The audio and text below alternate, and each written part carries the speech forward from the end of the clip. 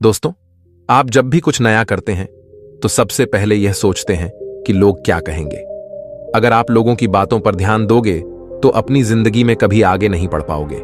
यह कहानी एक राज्य में रहने वाले एक बूढ़े आदमी और उसके लड़के की है जो जंगल की लकड़ी को बेचकर अपने जीवन का गुजारा करते थे।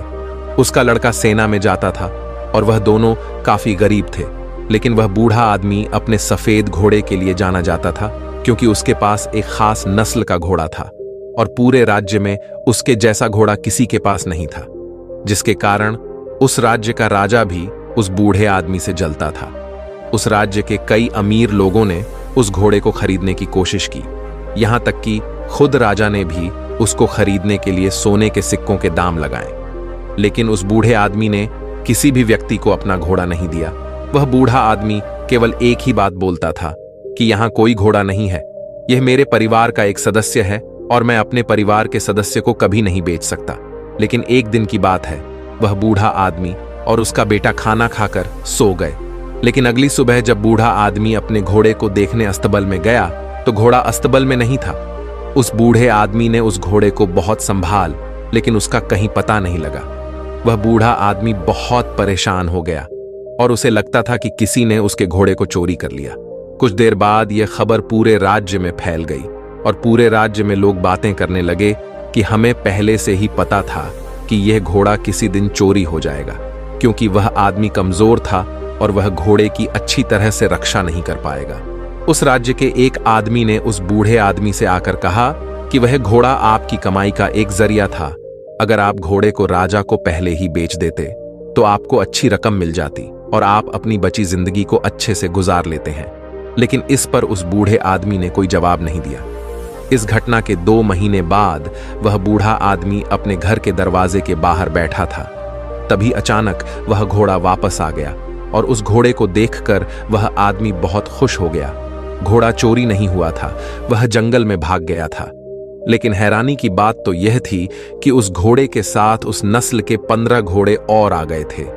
फिर अगली सुबह यह खबर राज्य के चारों तरफ फैल गई और लोग इकट्ठा होने लगे और उस बूढ़े आदमी से कहने लगे कि घोड़े का जाना आपके लिए दुर्भाग्य नहीं था, बल्कि आपका भाग्य था जो आपके पास 15 घोड़े और आ गए।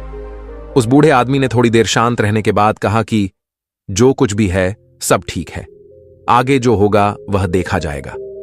लेकिन उसके लड़के ने सेना की नौकरी को छोड़कर जंगली घोड़े को वश में करना सीखना शुरू कर दिया। लेकिन एक दिन जब वह लड़का जंगली घोड़े को वश में कर रहा था, तभी वह एक घोड़े के ऊपर बैठ गया। घोड़ा जंगली होने के कारण वह घोड़े से नीचे गिर गया और उसे काफी जख्म भी लगे और उसके पैर की हड्डियां भी टूट गईं। बूढ़ा आदमी देखता है कि उसका बेटा नीचे पड़ा है और दर्द से चिल्ला रहा है और वहां पर कुछ लोग उसे उठाकर वेद के पास ले गए। उनमें से कुछ लोग बूढ़े आदमी से कहते हैं कि आपको 15 घोड़े मिलना आपका भाग्य नहीं था, बल्कि दुर्भाग्य था, क्योंकि जंगली घोड़े को वश में करना कोई छोटी मोटी बात नहीं है। इन जंगली घोड़े की वजह से आपके बेटे का पैर टूट चुका है, अब उसकी शादी कैसे होगी? लेकिन वह बूढ़ा आदमी लोगों की बातों से प्रभावित नहीं हुआ। उस बूढ़े आदमी ने कहा कि सच तो यह है कि मेरे बेटे ने एक पैर खो दिया है और मुझे उसकी मदद करने की जरूरत है, लेकिन जो भी हुआ है सब ठीक है, आगे जो होगा वह देखा जाएगा। होनी को कौन टाल सकता है? कुछ दिनों बाद उस राज्य के पड़ोसी राजा ने राज्य पर हमला कर दिया और राजा को अपनी सेना को तैयार करने का समय भी नहीं मिला। राजा की सेना अचानक हुए हमले के कारण कमजोर पड़ने लगी और राज्य के सभी युवाओं को ना चाहते हुए भी सेना में ले लिया गया। राजा और राज्य के युवा दुश्मनों से सामना कर रहे थे, लेकिन उस बूढ़े आदमी का बेटा बच गया क्योंकि उसका एक पैर टूटा हुआ था, जिसकी वजह से वह युद्ध नहीं कर सकता था। कुछ देर बाद वहां पर लोग आते हैं और उनसे कहते हैं कि आपके बेटे का पैर टूटना आपका दुर्भाग्य नहीं, बल्कि आपका भाग्य था, क्योंकि लंगड़ा होने की वजह से उसे युद्ध में नहीं जाना पड़ा। लेकिन हम लोग परेशान हैं क्योंकि हमारे बच्चे युद्ध में चले गए। अब पता नहीं वह वापस आएंगे या नहीं आएंगे। हमें पता है कि आप सुख और दुख में एक जैसे ही रहते हैं, लेकिन आप यह सब कर कैसे लेते हैं? तभी उस बूढ़े आदमी ने कहा कि सबसे पहले सच को समझो।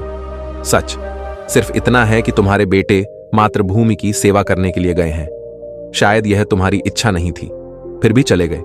यह दुर्भाग्य है या सौभाग्य? कोई नहीं जानता। उस बूढ़े आदमी ने कहा, जब तक आप चीजों को अच्छा या बुरा कहने की आदत को नहीं छोड़ोगे तब तक आप परेशान होते रहेंगे। भाग्य की देखभाल क्यों करनी है? अगर देखभाल ही करनी है तो अपने कार्य की देखभाल करें, अपने विचारों का ध्यान रखें और खुशी से अपना जीवन व्यतीत करें। लाभ और हानि जीवन के छोटे से छोटे हिस्से हैं।